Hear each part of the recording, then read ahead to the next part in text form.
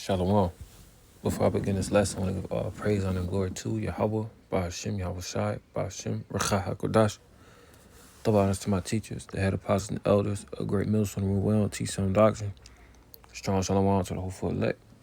This is Lee Oscar Kuma, great millstone Cleveland, Lord willing back with an edifying lesson. Proverbs 22:6 says, train up a child in the way he should go, and when he is old, he will not depart from it. And this doesn't just apply to our sons. It applies to our daughters too. You know, when the Lord is addressing the nation, he's addressing the men first and expecting that order that was established, to be respected throughout the household. That same verse in the NLT, it says, direct your children onto the right path. And what path is that? The path of righteousness.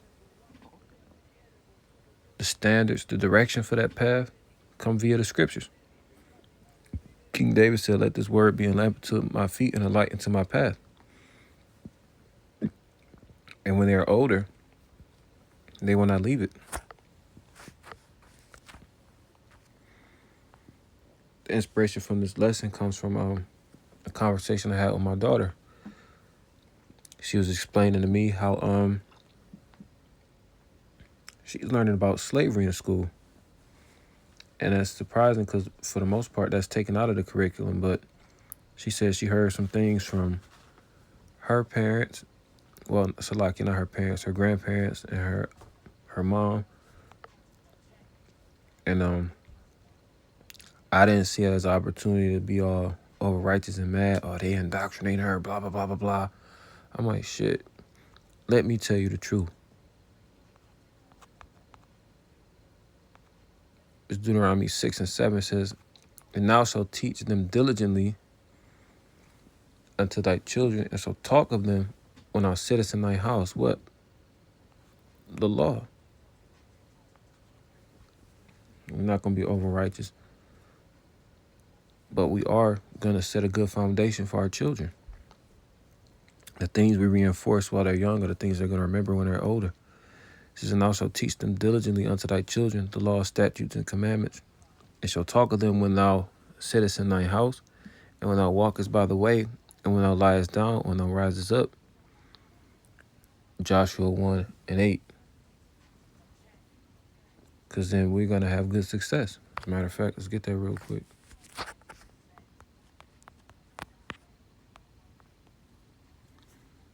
Joshua 1:8, it says, this book of the law shall not depart out of thy mouth, but thou shalt meditate therein day and night, that thou mayest observe to do according to all that is written therein.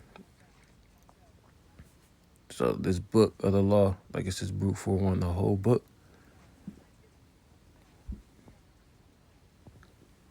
For then thou shalt make thy way prosperous, and then thou shalt have good success. And Esau does not like when we teach our kids.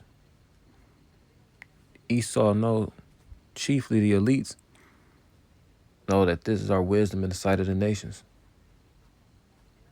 Sirach 30:1, he that loveth his son calls him off to feel the rod. That's correction. That he may have joy of him in the end. Right? It's not enough correction in this society. As you can see, everything is topsy-turvy. That's where them wild bulls on the neck come from. No discipline, no structure. No correction when they make mistakes. And their end is to be grievous, Verse 2, it says, he that chastiseth his son shall have joy in him, and shall rejoice of him among his acquaintance, right? Because you're bringing, what's the opposite of shame? You're bringing glory to your family name,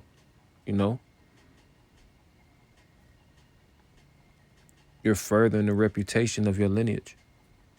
Verse 3, he that teaches his son grieveth the enemy, and our enemy is Esau, Edom, and the other nations. You can read more about that in Psalms, the 83rd chapter. They hate when we understand that we're Israelites. They hate when we understand what it takes to conduct ourselves.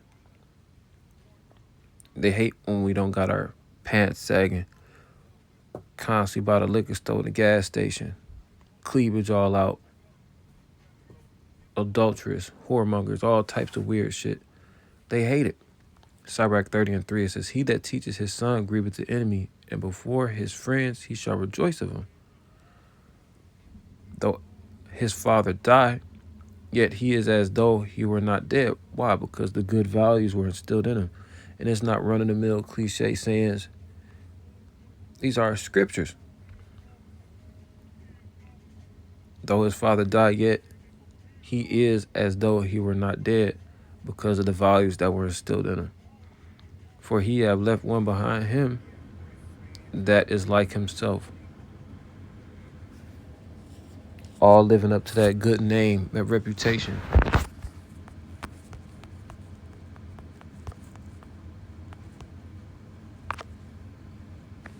Ecclesiastes 7:1, a good name is better than precious ointment, and the day of death than the day of one's birth. So a good name. Let's see what that says in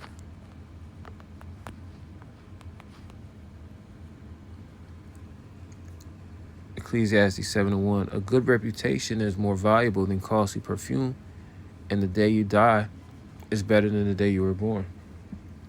Right. So a good reputation is definitely valuable. And when you conduct yourself like a man of the Lord, and you teach those values to your kids, that's adding to the reputation. That's added to your legacy. And ultimately uplifting Yahweh Bashim Yahushai. Another reason why it grieves our enemies so much. So this is why it's important to teach our kids. Take those opportunities to counteract all the witchcraft and demonic energy that they get from schools and their peers, and do it naturally. We have to be subtle on the right-hand side, just how Esau is subtle on the left-hand side, We do these things and be more understanding now that we're in the truth, because we're coming into the fold as newborn babes and growing sincerely off the milk of the word. So Lord willing, this was edifying, and Lord willing, until next time, shalom.